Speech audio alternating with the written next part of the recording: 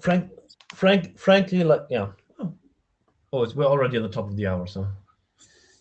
Yes, so we have Ira, Marco, Karsten, and the chairs.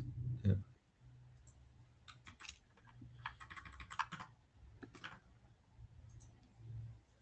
And let's see. Okay.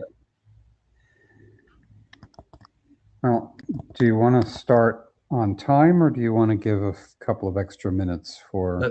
Let's give one more minute, because there was so much discussion recently on the list that I would hope that people show up on the interim as well.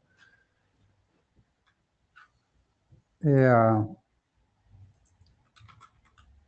I guess we tend not to get those particular people tend not to be on the interims, but we'll see. We'll give them a minute.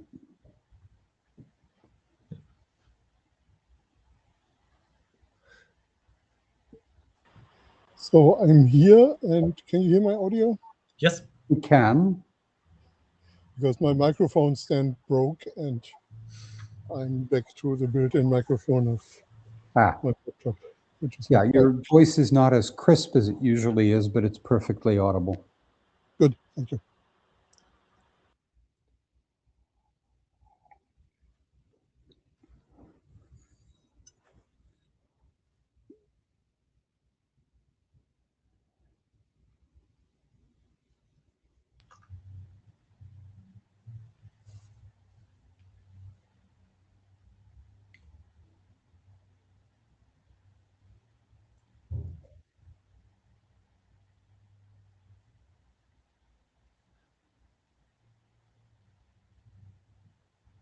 Interesting seeing more people come in as Zulip users.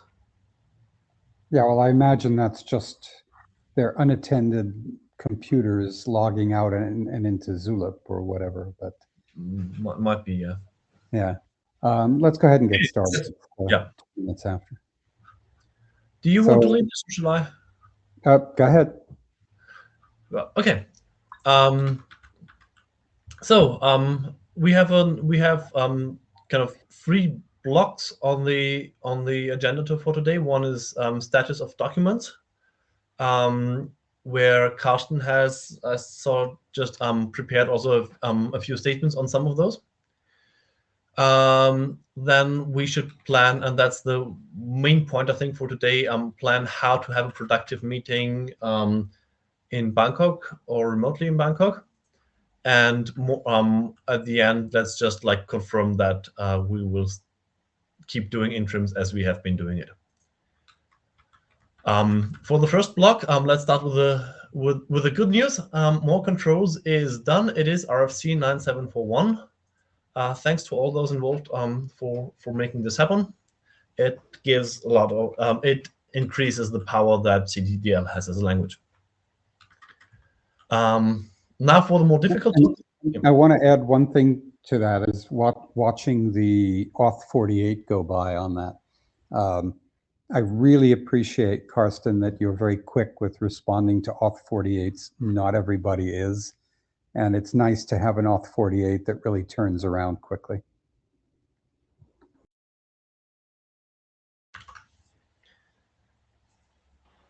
Yeah, generally speaking, as you can see on the slide that I submitted, this was a draft that actually worked in a reasonable time frame. Useful to actually also have the Auth 48 run through in a time frame that makes sense.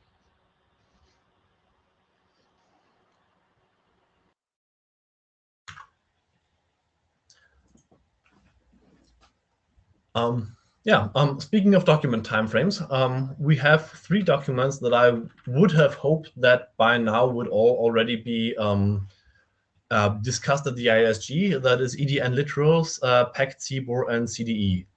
My impression is that with all those 3, discussions are stalling, and frankly, I don't know well how to get them unstuck.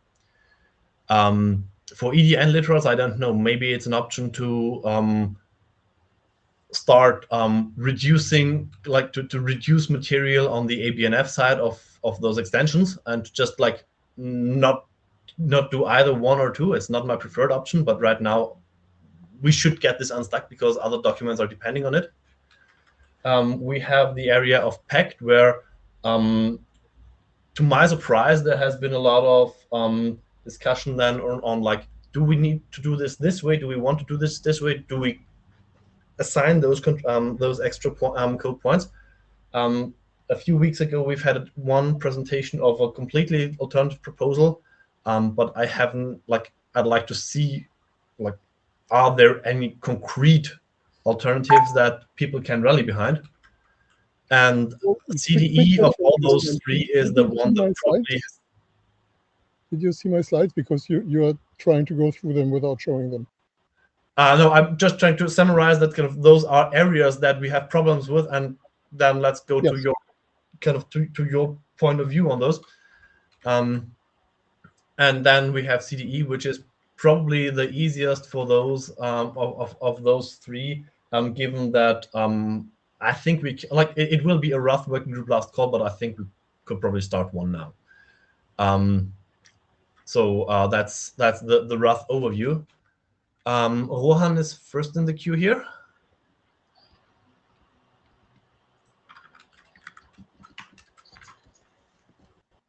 Oh, or was in the queue?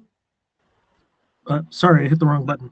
I think the reason we didn't make progress on EDN literals at the last interims was just because, like, Carson, like, I couldn't go, then Carson couldn't go, then Joe couldn't go, then I couldn't, like that.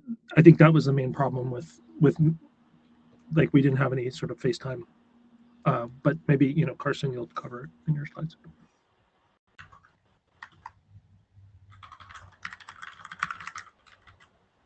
Hey, well, that's the perfect point then to hand off to those sad slides.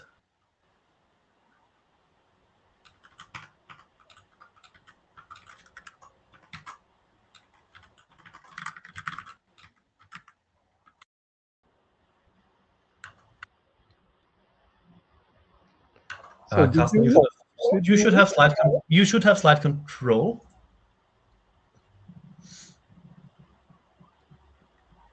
Yeah.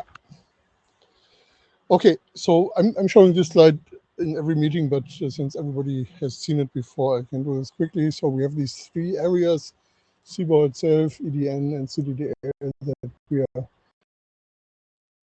And as Barry already said, we got a reasonably quick turnaround on the model, which is just our regular RC covering more space on the extension point that CDDL provides. Nothing into for that, but I'm sure this will change in the course of the year. So just to get the big picture, oh my God, something broke that PDF. To get the big picture, we have these three areas, CBOR, EDN, and CDDL, and each of these has an extension point that we tend to exercise. So for CBOR, this is mainly tags. For EDN, point will come in with EDN literals and is already being exercised in EREF. And for CDDL, it's the controls, and that was just done. So I don't think we will. There is a draft modules which is implemented and works, but which still has one hole that needs to be plugged, and then we can go ahead and working plus call that. So we'll talk about the four green. Yeah. CBOR extension points, EDN extension points. So the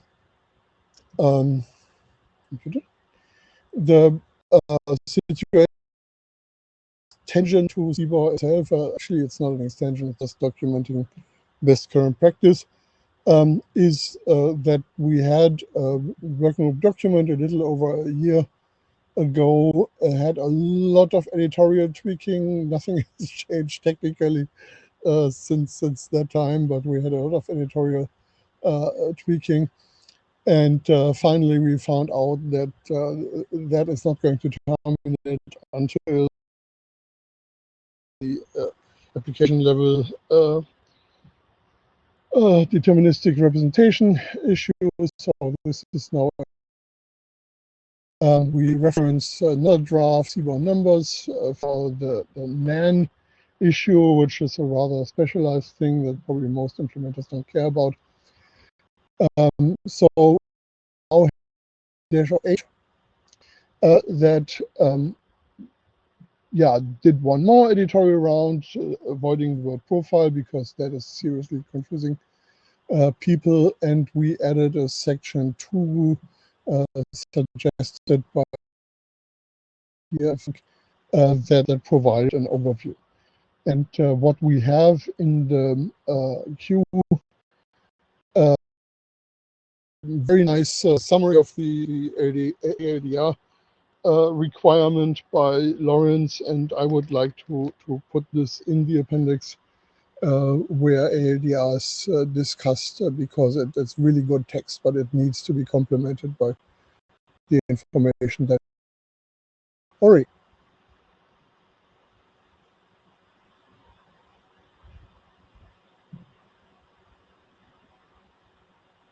Ori, I'm pausing because you're in the queue.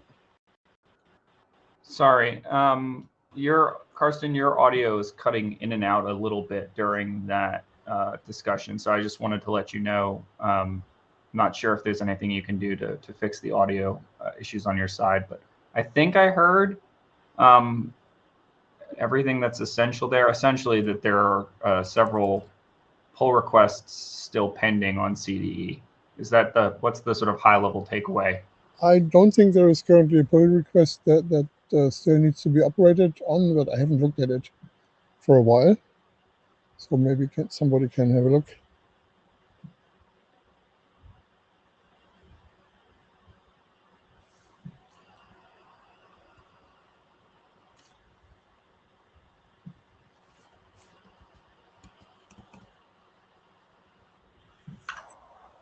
There is currently only one pull request open that's on motivation for what an implementer needs to do, and that's an older one. Yeah, I think that pretty much overtaken by because we have had so many editorial changes, and in particular the new section 2 that I think if we actually want to work on this pull request, then the author would need to look at this again.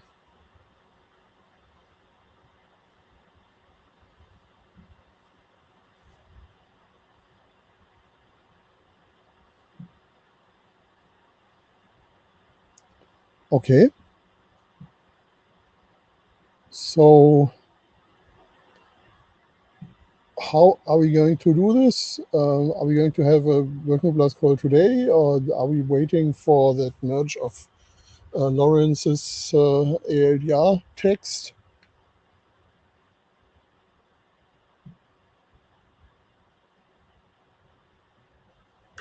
That ALDR, so that ALDR text is merged. It's just not in the section where you want to have it. Is that?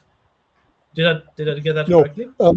Lawrence just wrote a message to the mailing list, and that has some text that I would prefer to merge into the appendix that introduces the ALDR issue.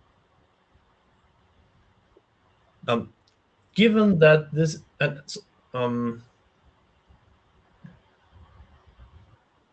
given that we won't get a document update, and this is a very specific, a very kind of specific point in a document that has more discussion points than just that one, I think it's good that we start the working group last call now with the note that there's this particular change that is being worked on.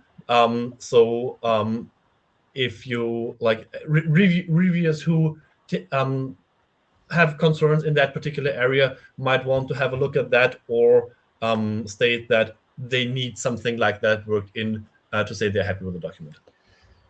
Yeah, so I expect to have a pull request where you can preview that by the weekend, and definitely have a -09 on the Sunday before Bangkok. Of course, you could ask Ori whether he agrees to an earlier submission, but I don't think we actually need that here.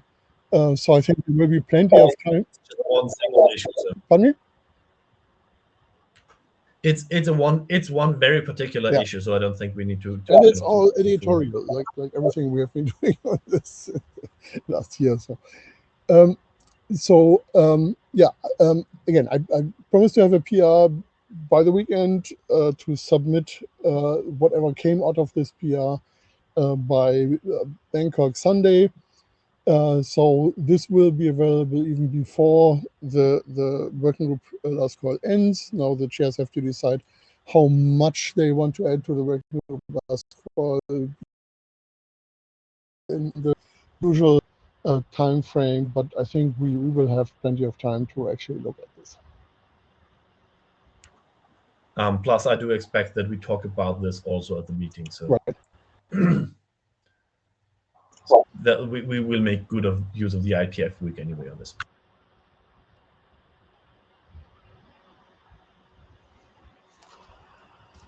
Good. Okay. So this is CDE. PACT was done in the early years of this decade, and we had a working group last call in 2022 and said, okay, we are pretty much done, but we have to make sure that the implementation work comes the same. And we finally had a hackathon in Dublin where people worked on this. And I don't know if you want to say one sentence or two about that, Christian. Nothing particular. No, it basically it worked well there. So since we did make some changes, we probably want to do another working group last call. Yeah, so then we had this interesting discussion about the assumption of this document, which some people thought was a bit out of line for a mechanism provides. And I think we have different perspectives here, just because we have different areas of application that we have in mind. Some of us see no use for this. Some of us see a lot of use for this in various formats that are being created right now. So we may have to negotiate about that to take use before we do the working class call. But I think we have a full spectrum that we could aim for, from doing what's in the draft right now to not allocating any tag beyond tag 6 and cramming everything in there, which will cost us about 1.2 bytes per reference tag on average in an experiment I made, which may not at all be universal, but I think the order of magnitude is about right. So that's the discussion we have to have, I think. And I would like to point out that there are other documents that make use of CBOR Pact. I only listed one here that actually supplies more table setup alternatives to Pact, but there are also other documents that actually use CBOR Pact, so it would be good to do it.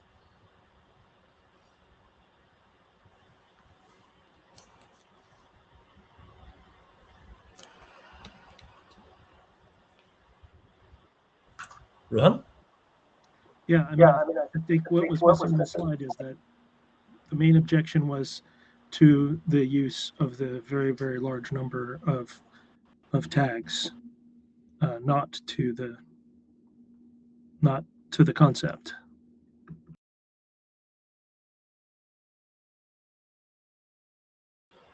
Okay, there were two objections to the concept. One objection that came from someone who wanted to redo the entire work, and one objection that I kind of sympathize with, but the reality has moved in another direction, which is that allocating ranges of tags, what was not initially something we had in mind when we invented the tag concept, but because we failed on actually creating binary tags with two pieces of content, we have to spend 1 byte to do many of those tags if we don't allocate a number of them. So I'm not sure. I mean, it's not what you would do if you had a clean slate, but I think it's very much what we want to do now. So yeah, these were fundamental observations, which I think we need to be aware of. And then the question, how much of the supply of tags are we consuming for this? We're trying to do a little bit of curation of the tag space and try to keep tags available for the next 30 years or so, assuming that at some point we will have to do a revision either of the curation policy or of the way we do this in general. But it's too early to do this now. So the 30-year outlook probably is right. And given that we have about 150 tags in the 1+1 space available, we have 5 of them to spend per year. So this is way beyond that guideline. But it's also something that actually has been in the original proposal for CBOR before we put it into a document. Yeah. So one more comment here before I'll let this go. But I'm assuming that you feel like CBOR is a better binary encoding than ASN.1, and I would certainly say that. Given that ASN.1 has lasted much longer than 30 years, I think we should plan on this version lasting longer than that. So I think that we want to give it a commensurately longer lifespan than you've been assuming because of the transition cost.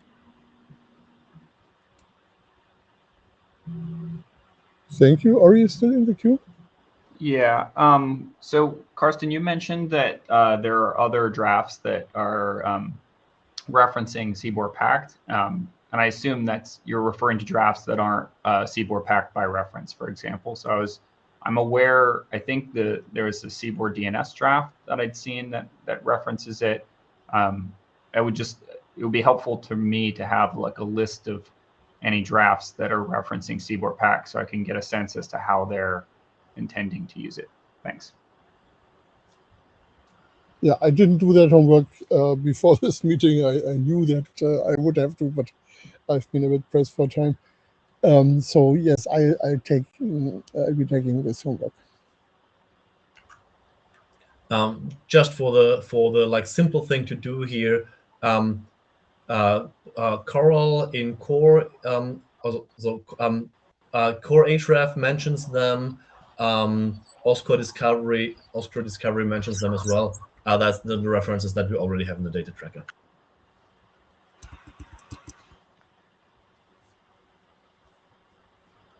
Thanks. I can use the data tracker to sort that out.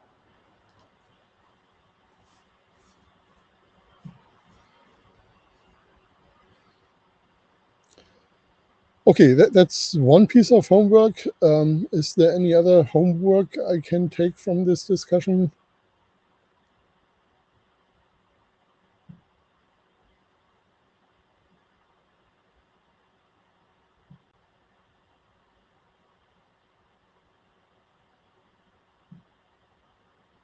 So one thing I could do is actually write up this alternative proposal that uses essentially no tag space except for one expensive 1+0 tag, but we need that in any case. So that's something I could do as a pull request if people are interested in this.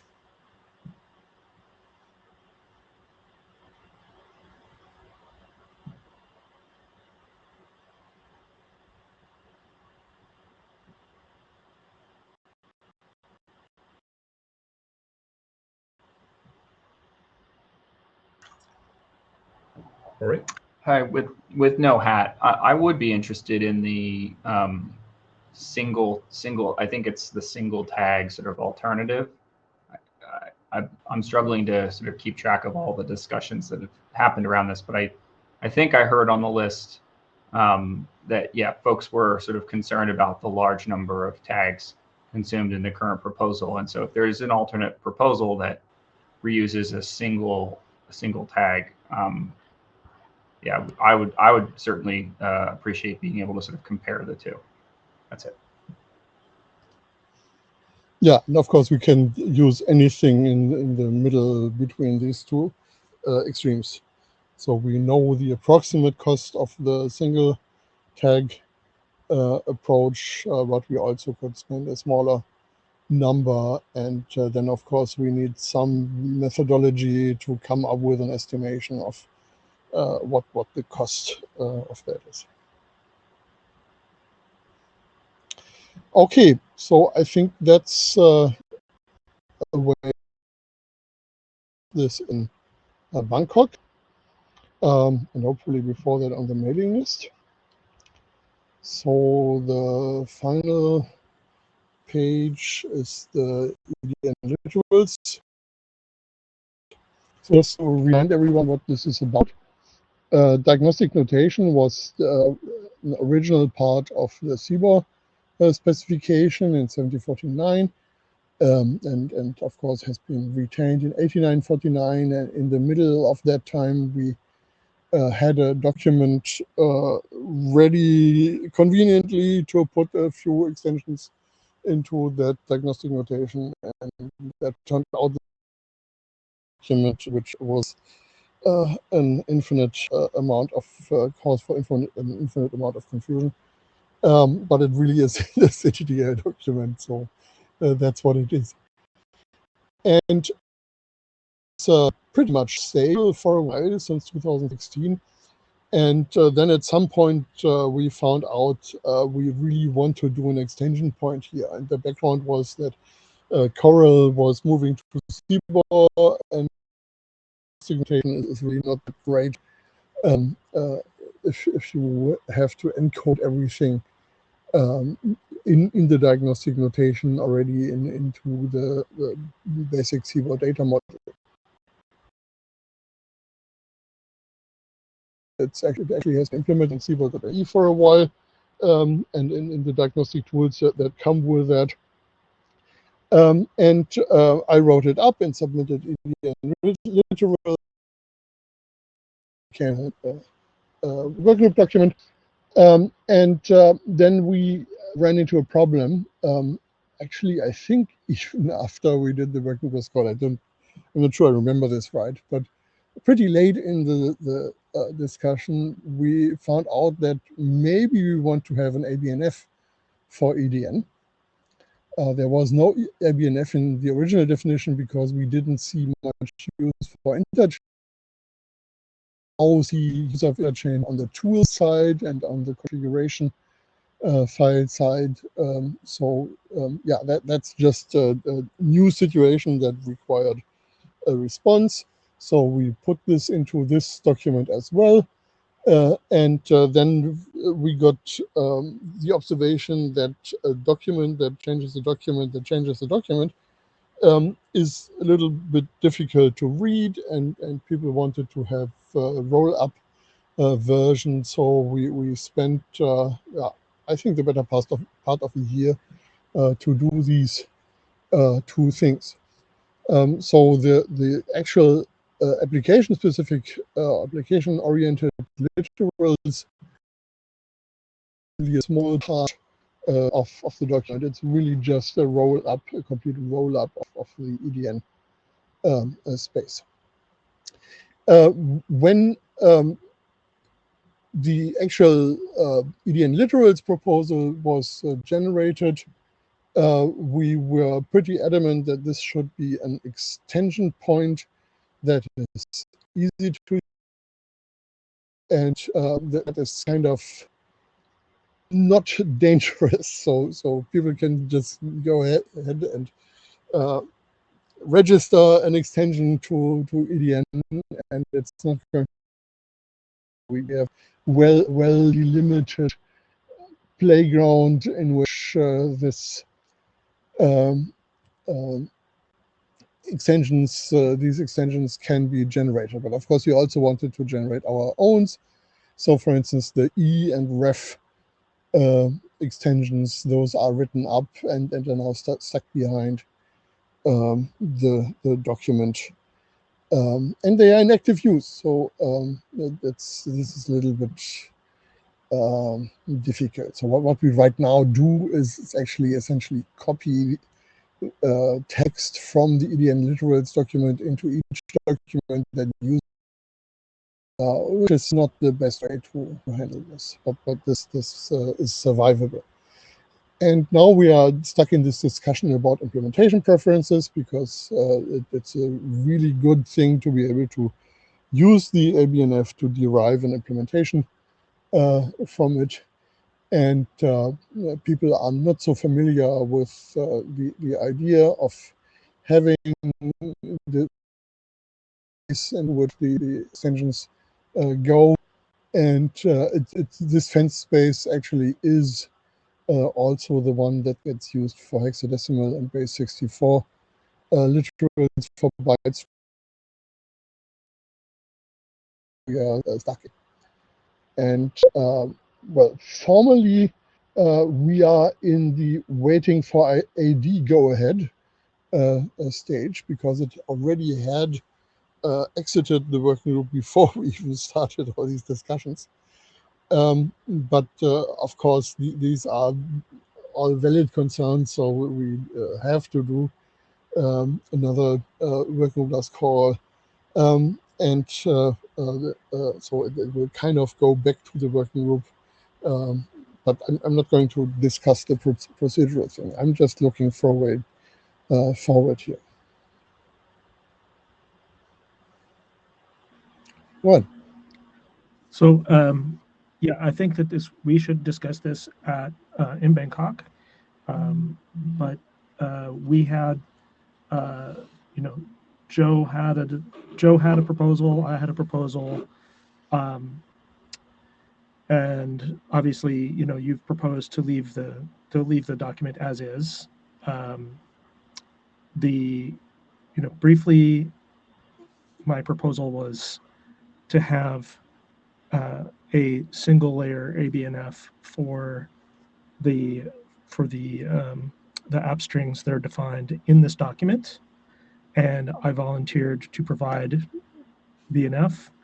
I did it for a previous version of the document. I'm happy to do it again, and I would be happy to provide it for EDN EREF. The extensibility mechanism would be to say that, you know, known app strings, you know, / equals the new app strings that you want to add. This all works. You know, we had this would work with you know, there's a couple of implementations that tried it out and it worked. That's a concrete way forward. We can just do that.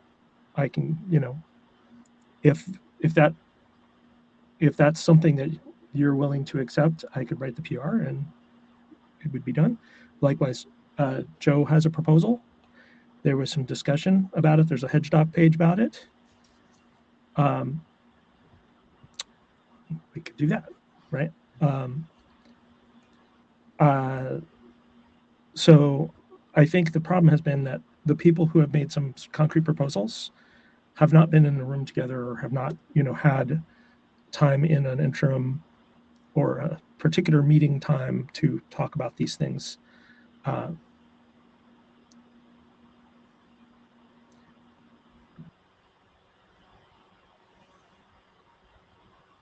Christian? So chair hat off.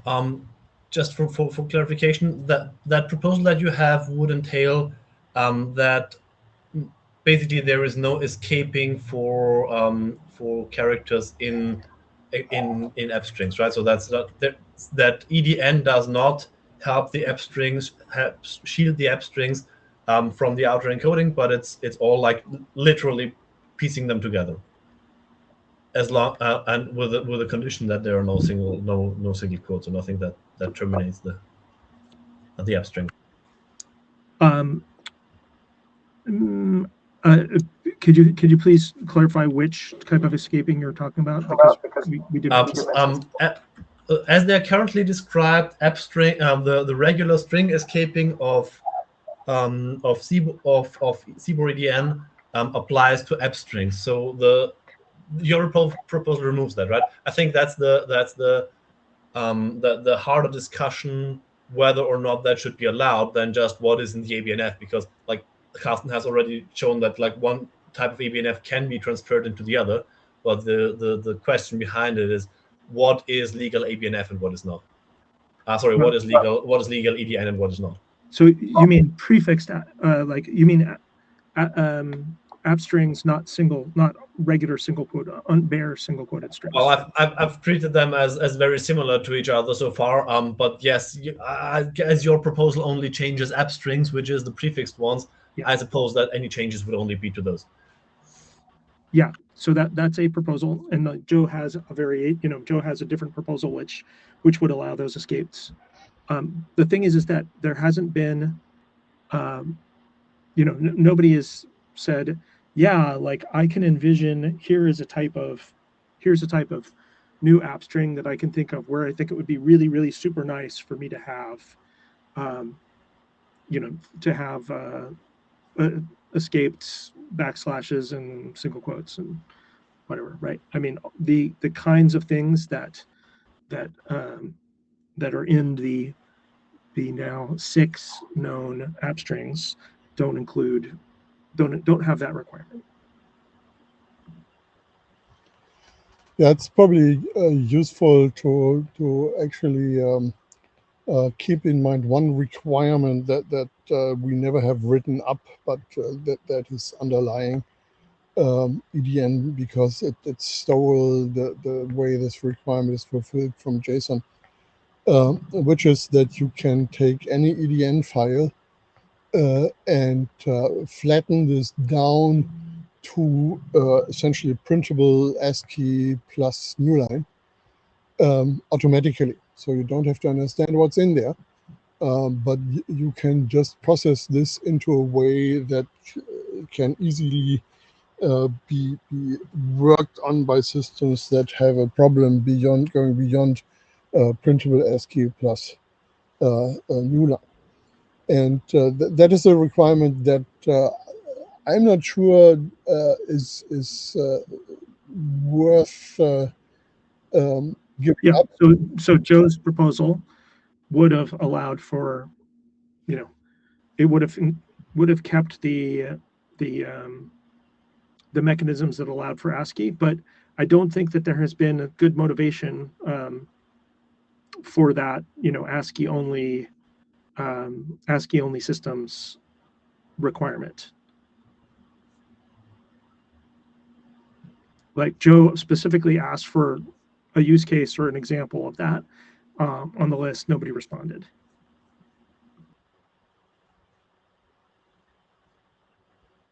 I think I did respond with the topic, with the concern that it is a diagnostic tool and it's hard to visually diagnose Unicode, and the diagnostic tool gives you the ability to take a document without modification to the semantics of the document, but make it visible that there is, say, data in some ligature in there or anything that is visually hard to distinguish. Yeah, sure. I that was in the context of the discussion with Joe, right? So that was, you described a debugging requirement, which was, and so what I said is that nobody said there's a requirement for ASCII only because the system can't handle it. Well, there is a wide range of cannot handle this. So many people I know actually want all of their source code to be ASCII printable plus newlines. And EDN files are a kind of source code.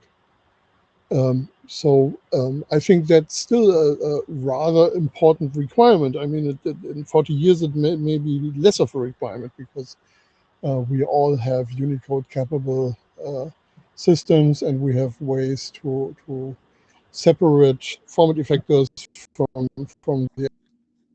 But this was not the discussion. The discussion is whether someone needs a new app string, which has no app string specific escaping mechanism for, has no app string specific escape mechanism for, and it needs to do UTF, it needs to do non-ASCII characters. Right? So the example of the, if I have a reference that's an internationalized URI and an IRI, I could use the percent encoding to solve that. Right? There is an escaping mechanism that's built into that. There are, Joe's point was that there are several of those escaping mechanisms. It's just that we don't need to build into the top level ABNF an escaping mechanism to prevent people from, to take their, to take app strings that have arbitrary non-ASCII and be able to represent it in the same way that we represent single quoted strings that are bare, that don't have an app string. Well, one of the things that when you create an extension point, you try to keep in mind is that you don't know what it will be used for. And what you are describing right now is essentially knowledge about the app string. No, I'm just saying that it's that we think that the requirement for what you're positing that someone might have this requirement, and I'm saying that if somebody has a requirement in their new app string, they can define an escaping mechanism if the thing that they would have stuck there didn't already have one. Or they might just not use app strings and do their own thing instead. Yeah. In which case we don't have to do anything either. Yeah, but we lost use cases just because we can't imagine what they might be. I mean, if they wanted to go and use the system, and they could, there are a number of patterns that they could go and use, like percent encoding would be fine, right?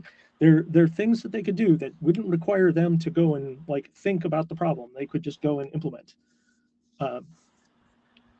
So making a mechanism to solve a problem that might exist that could trivially be solved another way, I don't feel like that's great motivation.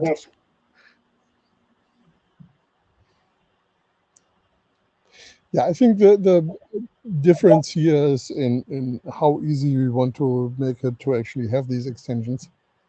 And I generally have seen enough extensions of CBOR being proposed that I'm not willing to trust that everybody who does something in this space gets the app-specific escaping right. So I think it's really useful to have catch-all for those. And okay, so it sounds like then you would be fine with Joe's proposal, according to that, which is also basically a single layer. Well, that has the property that every extension has to define its own escape mechanism, which I wouldn't trust every extension to get right. I mean, we have an expert review process. We have tools. It's pretty trivial for us to machine validate whether these things work. That expert review applies to things that get registered. This mechanism is just as useful without registers extensions when just people are building into their applications their own extensions. Sure, but if they if they're going to, I mean, the chance of them getting the 2-layer ABNF right, if they're making a private extension and they're not consulting anyone here, are extremely low because there are a lot of gotchas. I don't quite see what goes wrong with what goes wrong with the extension when they are using just the mechanism in the current document. That it requires that the default thing that people do for performant implementations is to have a single layer ABNF. So you've just put that burden. If somebody wants to do the sort of normal thing that the rest of the IETF has done for decades with ABNFs, you've now put that on the implementer. And the chances of them getting that wrong, well, you've just made it much easier for them to get the normal thing wrong with the EDN that is already out there and already exists. With the, you know, without any, you're basically saying, we want it to be really easy for people to do new extensions, so we're going to make it harder for people to do the things that are already defined. I think that's backwards. We want the things that are already defined to be very easy. We want IETF extensions to be straightforward. And then if somebody wants to go define something else, there should be a well-defined pattern. There should be tools that they can use to validate their things. They can have that. We can do all of that. But we shouldn't put the burden on people who just want to go and implement the normal thing. We just as well have tools for the conversion. I mean, Carsten published this ABNF tool that just turns the ABNF that is easy to use for someone who has not spent a decade around ABNF as it has been used in some IETF documents, and does what is just as well done in other areas. I mean, you don't see 3 decades, but so rather than have them have to write the tool, I think that the thing that's in the document, without having to write it to run a tool, should be the thing that everybody else has been doing for a long time and will continue to do for a long time. And if you want to write a tool to convert that into a 2-layer ABNF, that's fine.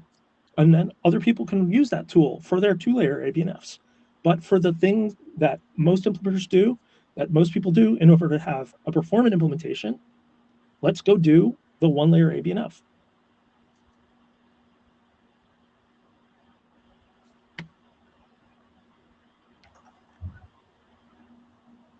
I think we'll have to continue that discussion in Bangkok, because as I noted before, we should also take time to talk about the agenda, and that timer has expired like 2 minutes ago. So let's try to keep that state of discussion in mind to go forward with that in Bangkok. Unless someone has like anything they want to urgently get out in like 30 seconds or so.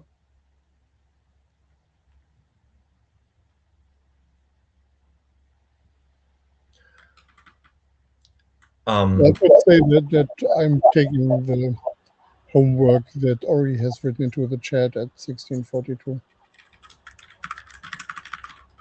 Yeah. So Bangkok. We apparently have a lot of discussion to conclude on EDN literals. My original plan, like going into this meeting, was to try to give equal space to the 3 big topics that we have open. From how I understand this meeting to go,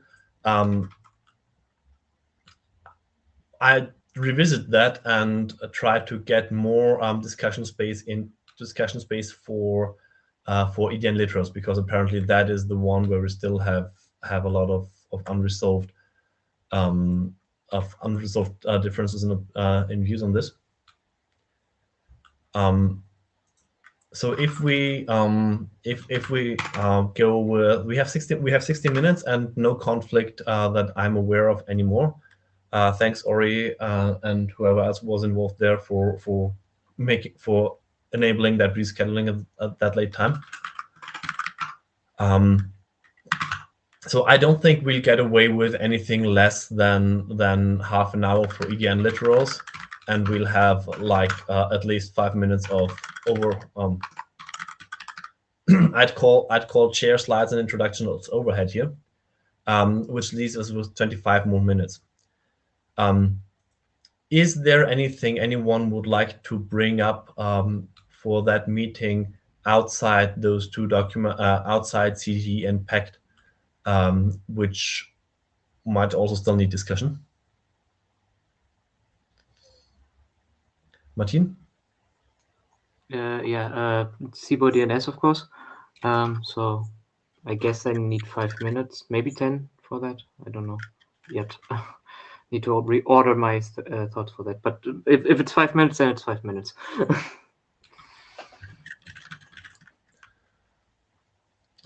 Reading.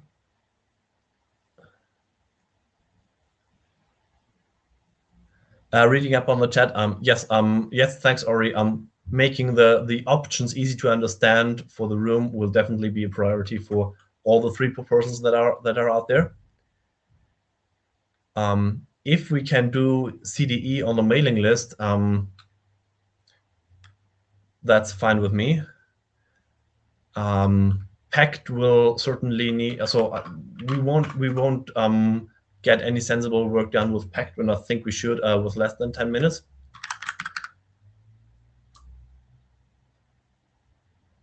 And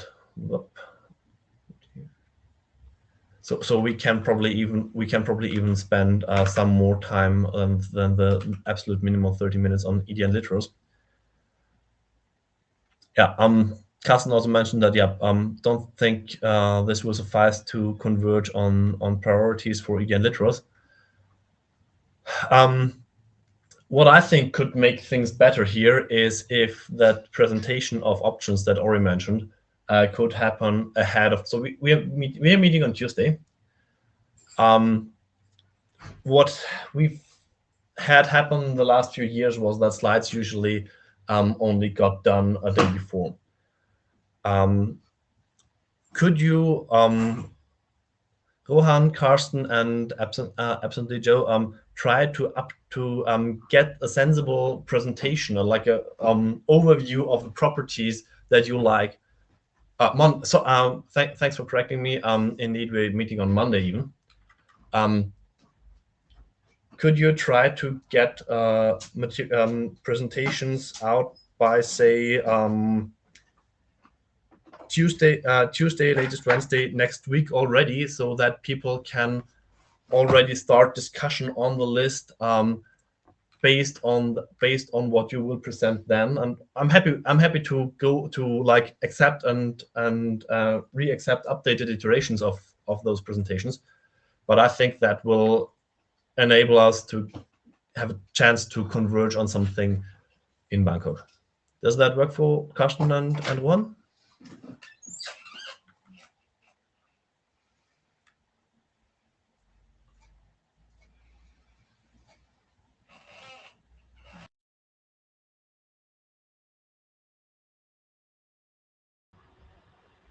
Yeah, I think it will be difficult to get this done.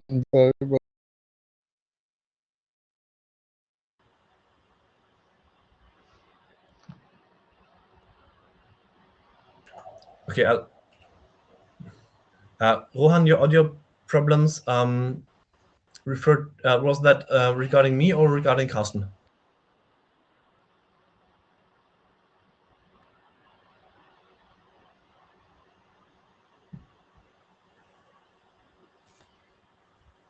Well, I just had a long time until the unmute button. Yeah, Karsten, your audio is breaking up, so that's the problem. Depends on how many airplanes land on the airport here, so that's why I'm not always perfect.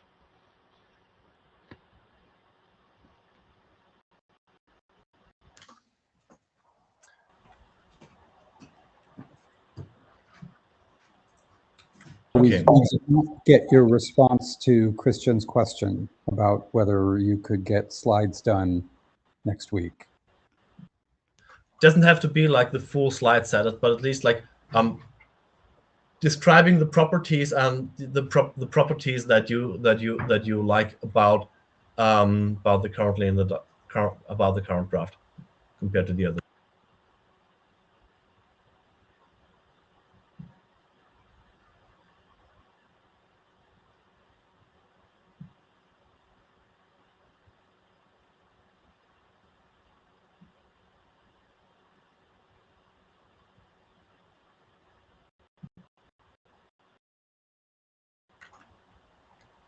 Then there's the question of, do we want? Is there anything we should organize for the hackathon? I'll be at the hackathon remotely. My focus will be somewhat different, but if there is anything we want to try out, let's do that. I'm not sure. Like, does anyone have concrete proposals of what we can try out during that?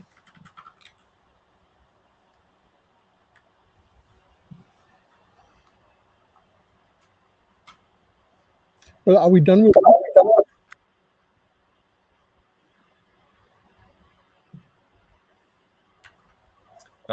That was just 2 words, Carsten. Sorry. Are we done with?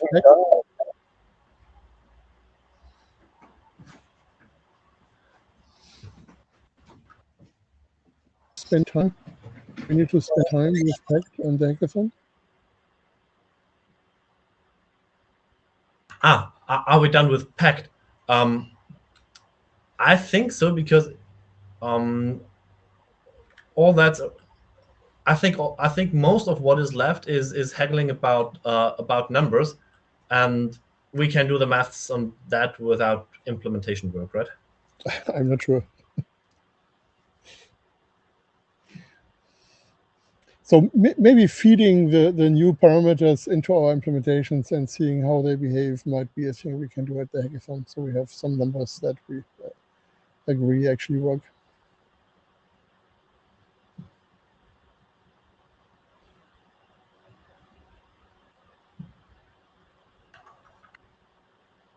Okay, so I think that will be the focus of any CBOR activity on the hackathon then.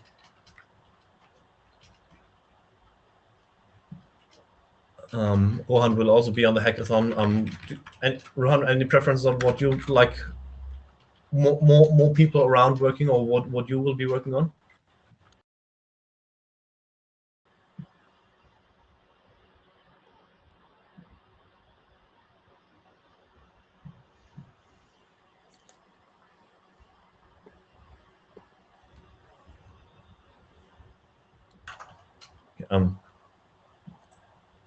Not sure where the audio issues are there.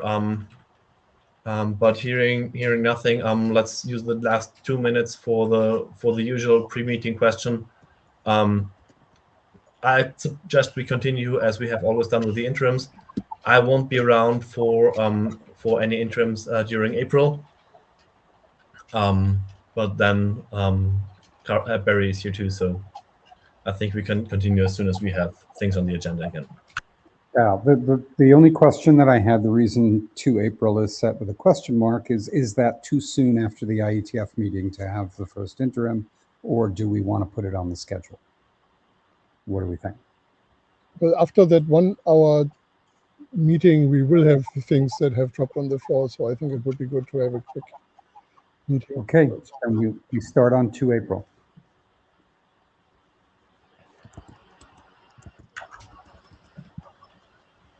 I will take away the question. Okay, so that gives us, what's this? 3, 7, 8 interims between the next 2 IETF meetings. That's a good batch.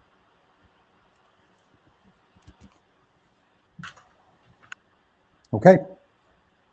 I guess we. There's one. Yep. Michael just reminded us in chat to be a bit more proactive on agenda shaping. I've already tried to do that in the last few interims and with varying success. Yep. Thanks for the reminder.